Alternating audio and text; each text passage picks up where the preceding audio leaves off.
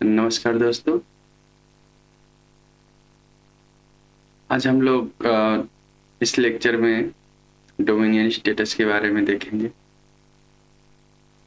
और इसकी शुरुआत कब होती है, किस देश को सबसे पहले ब्रिटिश गवर्नमेंट ने डोमिनियन स्टेटस दिया था और ये है क्या। तो इसको शुरू करने से पहले हम शुरुआत करते हैं इंडिया इंडिपेंडेंस एक्ट की। इंडिया इंडिपेंडेंस एक्ट को ब्रिटिश गवर्नमेंट ने पास किया और इसके थ्रू जो ब्रिटिश इंडिया है, मतलब अपना देश जो है इस समय, उसको इंडिपेंडेंस मिली। ये जो एक्ट है 14 तारीख को रात में 11-12 बजे के मिडनाइट में पास किया जाता है और जो पावर अपनी कंट्री को ब्रिटिश गवर्नमेंट ट्रांसफर करती है वो 15 तारीख को करती है। इसलिए हम लोग जो इंडिपेंडेंस एक्ट है सेलिब्रेट करते हैं 15 अगस्त को ही। 14 अगस्त को पाकिस्तान अपना सेलिब्रेट करता है। जब ये एक्ट पास होता है तो ब्रिटिश गवर्नमेंट क्या करती है, जो ब्रिटिश इंडिया है, मतलब जो ब्रिटिश इंडिया थी, उसको दो डोमिनियन स्टेटस देकर दो नेशन बना देती है। एक का नाम अपना देश है इंडिया यानी भारत, दूसरा पाकिस्तान बनाती है। तो ये जो डोमिनियन स्टेटस है 15 अगस्त से लेकर के 25 जनवरी 1950 तक रहता है। मतलब 15 अगस्त 1947 से लेकर के 25 जनवरी 1950 तक डोमिनियन स्टेटस के साथ अपनी जो कंट्री है वो रन करती है। तो हम अब देखते हैं कि ये क्या है डोमिनियन स्टेटस। अगर हम इस मैप को देखते हैं, अब मैप के थ्रू देख लेते हैं। ये जो कंट्री है ये यूरोप है पूरा, है ना। ये लोग सबसे पहले डोमिनियन स्टेटस इसको देते हैं, ठीक है। इतनी बड़ी कंट्री को ये लोग गुलाम बना रखे थे। उसके बाद ऑस्ट्रेलिया, यहाँ से इतना दूर ट्रेवल भी कर गए उस टाइम पर। न्यूजीलैंड, ये इसको भी डोमिनियन स्टेटस देते हैं। साउथ अफ्रीका, जिसको डोमिनियन स्टेटस मिलता है 1910 के आसपास। जब ये डोमिनियन स्टेटस इनको मिल जाता है तब क्या होता है, अपनी भी कंट्री में डोमिनियन स्टेटस की जो मांग है वो उठने लगती है। तो सबसे पहले हम ये समझते हैं कि डोमिनियन स्टेटस होता क्या है। एक तरह से कह सकते हैं कि किसी भी देश की स्वाधीनता को स्वीकार करना, है ना। या आप ऐसे भी समझ सकते हैं कि डोमिनियन स्टेटस में क्या है कि कोई एक कंट्री है, ठीक है, और वो कंट्री क्या करती है, मतलब जैसे अगर हम बात यूरोपीय यूनियन ब्रिटिश गवर्नमेंट की बात करते हैं तो ब्रिटिश गवर्नमेंट के पास पहले क्या हुआ करता है, एक कॉमनवेल्थ हुआ करता था। एक तरह से जिस तरह नाम आप हम सुनते हैं कि ब्रिटिश यूनियन है, तो पहले ब्रिटिश कॉमनवेल्थ हुआ करता था। तो उसमें बहुत सारे जो उनकी कंट्री उनमें जो कंट्रियां थी वो जुड़ी हुई थी ब्रिटिश कॉमनवेल्थ से। तो जिन कंट्री को ये डोमिनियन स्टेटस देते थे ब्रिटिश वाले, उसको ब्रिटिश कॉमनवेल्थ में जोड़ लेते थे, मतलब उनके अपनी यूनियन में मिला लेते थे। तो उसमें क्या है कि कंट्री को इंडिपेंडेंट तो करते थे, लेकिन वो कुछ जो मुद्दे हुआ करते थे, जैसे कि आप अगर बात करते हैं इसका डिफेंस का मैटर हो गया या फॉरेन पॉलिसी से जुड़ा हुआ मैटर हो गया, ठीक है, या कोई इंटरनेशनल रिलेशन की बातें होती हैं, तो उसके बारे में क्या है कि वो ब्रिटिश गवर्नमेंट अपने पास रखती थी। बाकी जिस कंट्री के ऊपर डोमिनियन स्टेटस लगाते थे लोग, उस कंपनी के पास इंडिपेंडेंटली इंटरनल मैटर को पूरा हैंडल करने का पूरी छूट हुआ करती थी। जैसे कि डोमेस्टिक डोमेस्टिक पॉलिसी बनाना है, लोगों के वेलफेयर के लिए, एजुकेशन, हॉस्पिटल, बाकी जो और मुद्दे हैं, मतलब ये जो डिफेंस हो गया और फॉरेन पॉलिसी, इंटरनेशनल रिलेशंस वगैरह से छोड़ करके जितनी भी चीज़ें हैं, बाकी ये जो जो कंट्री होगी वो अपने आप रूल बनाएगी और उसको इम्प्लीमेंट करेगी कंट्री में, उनके पास पूरा राइट होता था। तो आप डोमिनियन स्टेटस का ऐसे ही एक एग्जाम्पल समझ सकते हैं कि जैसे एक ऑटोनॉमस कंट्री बनाना, है ना। कंट्री इंडिपेंडेंट तो है, लेकिन क्या है, कुछ पॉलिसी जो है उसके हाथ में नहीं होते हैं। जैसे कहते हैं कि कुछ लिमिटेशन लगा करके वो इंडिपेंडेंट करते थे। जैसे आप इस पिक्चर में देख रहे हैं, क्या है, सर दूसरे का है और टोपी क्या है, दूसरे की है। मतलब दूसरे के सर पर दूसरे की टोपी, दूसरे के सर पर अपनी टोपी रख देना, ठीक है। आप इसे डोमिनियन स्टेटस ही समझ सकते हैं इस प्रकार। तो क्लियर मैटर ये है,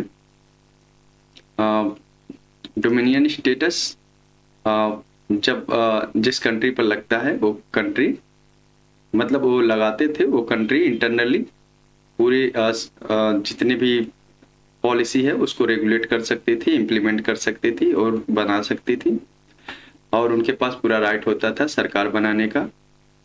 वो सब कुछ करेंगे, बस ये जो तीन मैटर हैं उसको छोड़ करके। तो जो कंट्री अपनी आज़ाद होती है, तो जो ब्रिटिश पार्लियामेंट है, पहले क्या है कि जो अपनी कंट्री की जो पार्लियामेंट थी ना, आज़ाद होने से पहले वो यूरोप में थी, तो ब्रिटिश पार्लियामेंट वहीं से अपनी कंट्री के लिए रूल बनाया करती थी।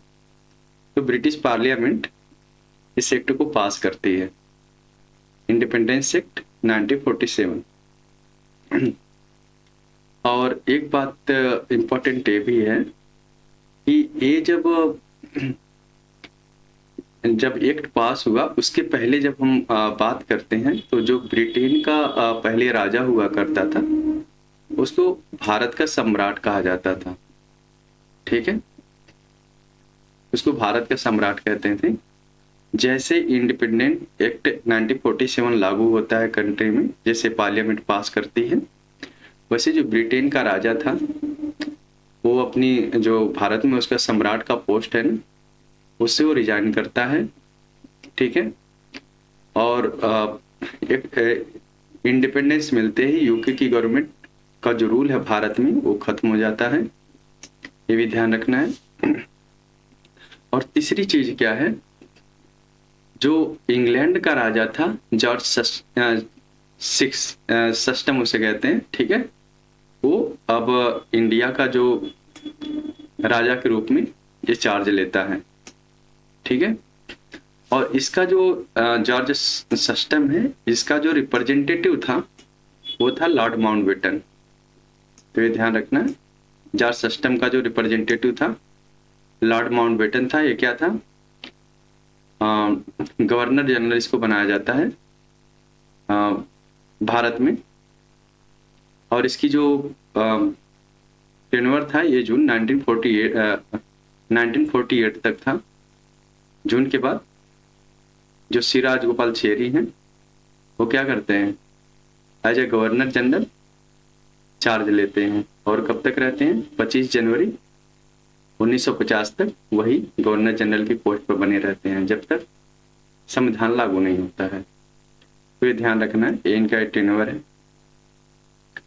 तो ये जो चीजें हैं बहुत इंपॉर्टेंट हैं, उसे इनके बारे में तो पेपर में पूछता नहीं है, लेकिन इनके बारे में पूछता है सी राजगोपालाचारी और लॉर्ड माउंटबेटन के, क्योंकि आजाद भारत के पहले गवर्नर जनरल की बात अगर करते हैं तो लॉर्ड माउंटबेटन थे। ये ध्यान रखना है, इंपॉर्टेंट है, पेपर में पूछता है। और दूसरा जो चीज़ है वो है सी राजगोपालाचारी का। ये पहले भारतीय थे और आखिरी गवर्नर जनरल थे भारत के, मतलब आज़ाद भारत में। उसके बाद जब 26 जनवरी 1950 को संविधान लागू होता है तो क्या होता है, ये जितने हैं ना राजा वजा के पद सारे सब खत्म हो जाते हैं। अब क्या होता है, जो जॉर्ज सिस्टम है ना, ये जो पहले राजा के पद पर मतलब भारत के राजा के पद पर था, तो अब इसकी जगह पर जो पोस्ट थी वो प्रेसिडेंट की क्रिएट कर दी जाती है और ये लॉर्ड माउंटबेटन की पोस्ट को हटा दिया जाता है पूरा, मतलब ये गवर्नर जनरल की। अब जो देश के अध्यक्ष थे, मतलब प्रेसिडेंट की पोस्ट क्रिएट कर दी जाती है कॉन्स्टिट्यूशन में। तो एक तरह से ये वाला जो पोस्ट है इंग्लैंड का राजा का, उस टाइम जब देश आजाद हो जाता है तो ये सिर्फ एक तरह से कह सकते कि इज्जत देने तक के लिए थे। इस पोस्ट का कोई मतलब नहीं था आजाद हो जाने के बाद, बस एक नाम मात्र के था। तो जो अपना कंट्री है डोमिनियन स्टेटस के साथ 15 अगस्त 1947 से लेकर के 25 जनवरी 1950 तक चलती है।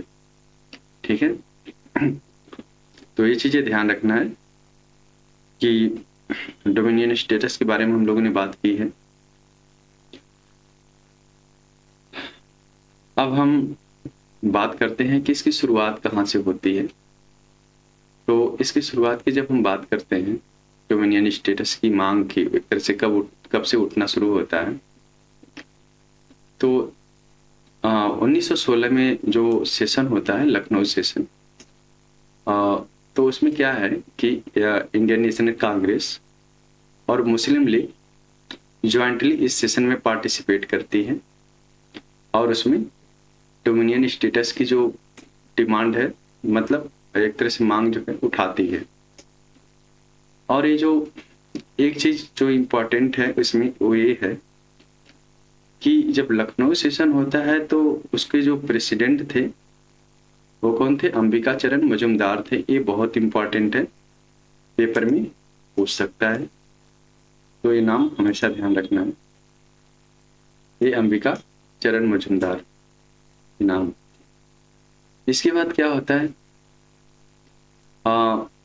जब हम 1919 की बात करते हैं तो उसमें हम जो पढ़ते हैं ना मोंटेचेलम्सफोर्ड रिफॉर्म, जब भी रिफॉर्म की बात आती है तो इसका मतलब ये है कि कॉन्स्टिट्यूशनल रिफॉर्म की बात चल रही है ना। मतलब ऐसा नहीं है कि संविधान पहले नहीं चल रहा था, पहले था लेकिन वो ब्रिटिश गवर्नमेंट चला रही थी अपनी पार्लियामेंट से बना करके। जब भी हम पढ़ते हैं गवर्नमेंट ऑफ इंडिया एक्ट, इतने से समझ लीजिए कि ये ब्रिटिश गवर्नमेंट का संविधान के ही बारे में वो संशोधन कर रहे हैं कुछ। ठीक है, तो ये जो मोंटेज है ये सेक्रेटरी ऑफ स्टेट हुआ करता था और चेलम्सफोर्ड जो है ये वायसराय होता था। तो जब आप पढ़ते हैं ना ऐसे वाले नाम, तो पहला नाम सेक्रेटरी ऑफ स्टेट, दूसरा वायसराय का होगा, तो ये ध्यान रखना है। तो ये गवर्नमेंट ऑफ इंडिया एक्ट 1919 है जो कॉन्स्टिट्यूशनल रिफॉर्म होता है और इस टाइम पर कुछ मतलब कह सकते हैं कुछ इंडियंस को अलाउ करते हैं ये लोग अपने, जो उनकी एग्जीक्यूटिव काउंसिल थी उसमें, लेकिन बहुत लिमिटेड लोगों को करते हैं ये लोग। तो यहाँ इसमें भी जो डिमांड है डोमिनियन स्टेटस की वो भी चलती रहती है। अब इसके बाद जो क्या होता है कि जब ये एक्ट लागू होता है तो हम लोग को पता ही है कि 1919 में बहुत सारे कांड हो गए थे। फिर 1922 में वो भी पता है चोरी चौरा वाला होता है, असहयोग आंदोलन चलता है ना।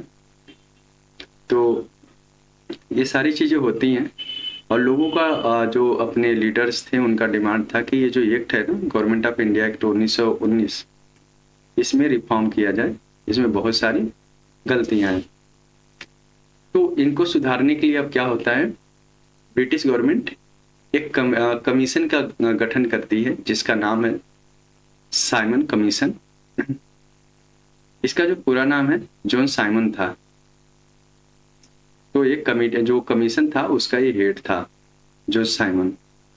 तो इस कमीशन को भारत भेजा जाता है कि ये जो एक्ट है गवर्नमेंट ऑफ इंडिया एक्ट 1919 ये सही से चल रहा है कि नहीं चल रहा है, अगर नहीं चल रहा है तो इसमें प्रॉब्लम क्या है। ठीक है, तो इस कमीशन का विरोध का जो मेन कारण था वो ये था कि इस साइमन कमीशन में कोई भी इंडियंस नहीं थे, जितने भी थे सब वही थे अंग्रेज, मतलब एक तरह से यूरोप के ही थे सब, मतलब ब्रिटिश गवर्नमेंट के ही लोग थे। तो अपने जो लीडर से इस बात का अपोज करते थे कि कम से कम पार्टिसिपेशन जो है इसमें, जो कमीशन है इसमें कुछ इंडियंस भी होने चाहिए थे, लेकिन एक भी नहीं थे। तो इसका इस वजह से विरोध होता है और ये कमीशन जो है रिटर्न हो जाता है। जो साइमन है, जॉन साइमन, ये अपना रिपोर्ट जो है सबमिट करता है 1930 में। इसके ऊपर जो गवर्नमेंट ऑफ इंडिया एक्ट है 1919 का जो पूरा एक रिव्यू है, ये साइमन कमीशन 1930 में सबमिट करता है, जिसको जो ब्रिटिश गवर्नमेंट है इसको कंसीडर करती है राउंड टेबल कॉन्फ्रेंस में। और जो ये राउंड टेबल कॉन्फ्रेंस होती है 1930 से लेकर 1932 में, तो इसमें क्या है, ब्रिटिश गवर्नमेंट के मेंबर्स पार्टिसिपेट करते हैं, इंडिया के करते हैं, बाकी जो और डिप्रेस्ड है और एक तरह से कह सकते हैं कि मुस्लिम लीग है ना, ये सभी पार्टिसिपेट करते हैं। तो क्या होता है कि इनकी जो पूरी मांग वगैरह होती है उस सबको ब्रिटिश पार्लियामेंट क्या करती है, रिव्यू करती है और एक तरह से समीक्षा करती है। उसके बाद वो अगला जो एक्ट पास करती है वो ही है गवर्नमेंट ऑफ इंडिया एक्ट 1935। ये ब्रिटिश गवर्नमेंट का अब तक का सबसे बड़ा डॉक्यूमेंट था जो 350 पेजेस का था।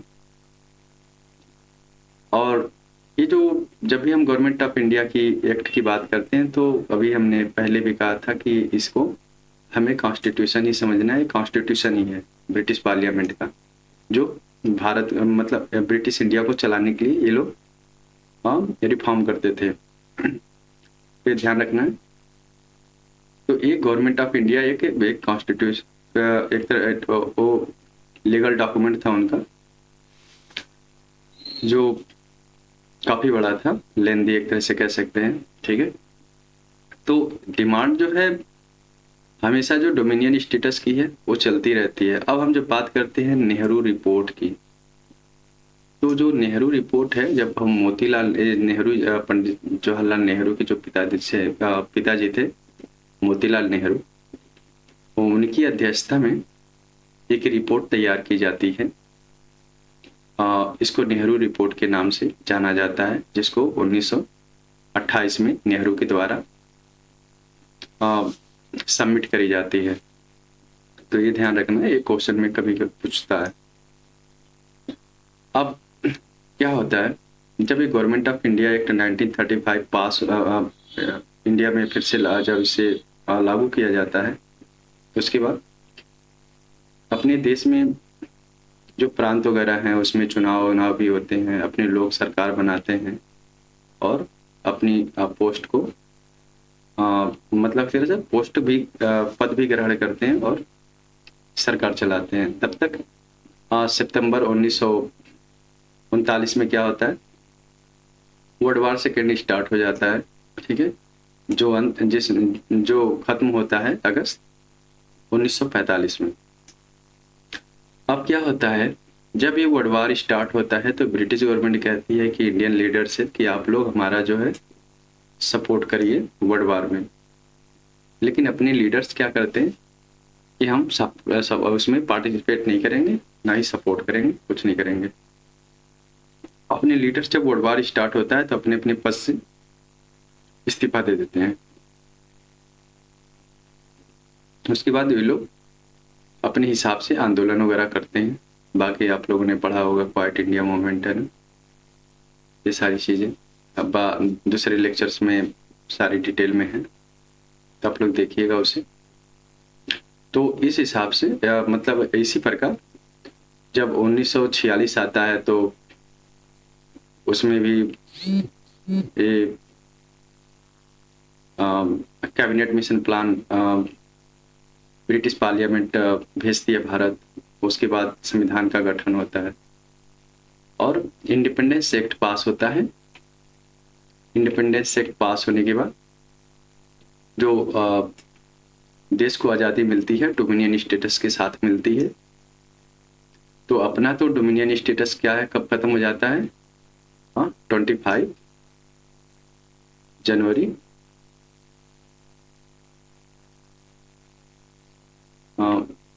1950 में,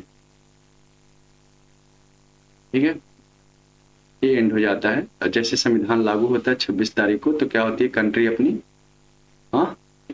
डेमोक्रेटिक कंट्री बनती है। फिर उसके बाद सारा सिस्टम अपने कॉन्स्टिट्यूशन के हिसाब से चलने लगता है।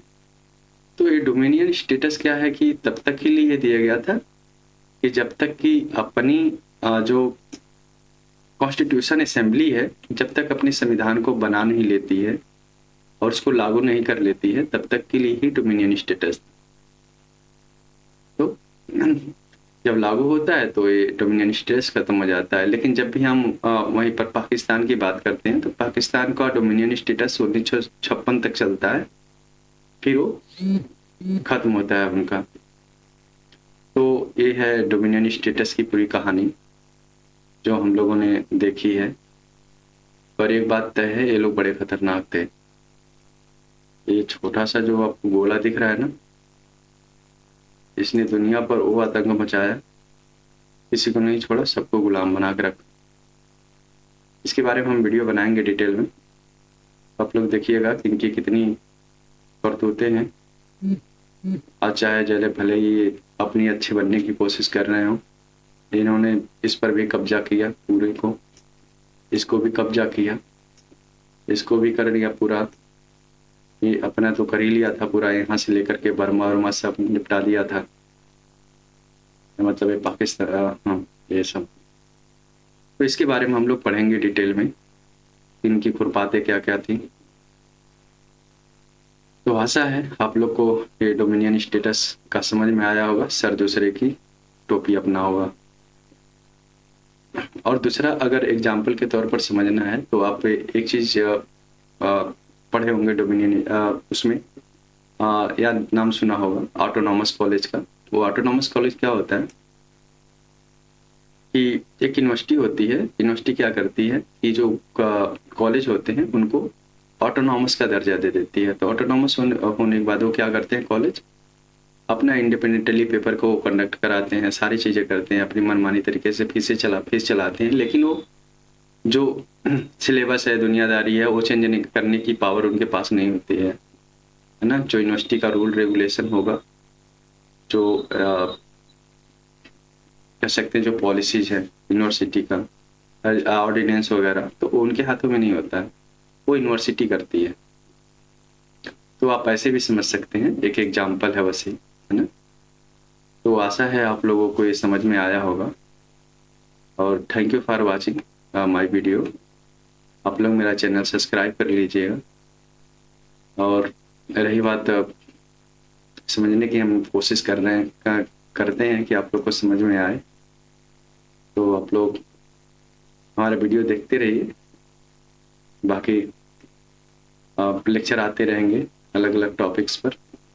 तो ये डोमिनियन स्टेटस की पूरी कहानी थी जो हमने शुरुआत और अंत इसकी कर दी है। बाकी जब आप लोग एक बार गूगल करेंगे ना डोमिनियन स्टेटस का, तो वहाँ पर आपको बहुत सारी चीज़ें मिलेंगी पढ़ने के लिए। तो विकीपीडिया है, विकीपीडिया पर आपको पूरी इन्फॉर्मेशन मिलेगी, डिटेल कहाँ से शुरू होता है, कहाँ इसकी एंड होती है। तो एक बार पढ़िएगा। तो एक चीज़ इम्पॉर्टेंट जो ये है, पहला जो देश है डोमिनियन स्टेटस पाने वाला, वो कौन है? कनाडा है। दूसरा ऑस्ट्रेलिया, न्यूजीलैंड, साउथ अफ्रीका, फिर इंडिया। जो साउथ अफ्रीका को मिलता है डोमिनियन स्टेटस, ये ध्यान रखना है कि ये 1910 10 के आसपास मिलता है, ठीक है। ये ध्यान रखना इम्पॉर्टेंट है। बाकी आप लोग देखते रहिए वीडियो हमारा भी, और थैंक यू फॉर वॉचिंग। अब हम दूसरे लेक्चर में मिलेंगे। Thank you.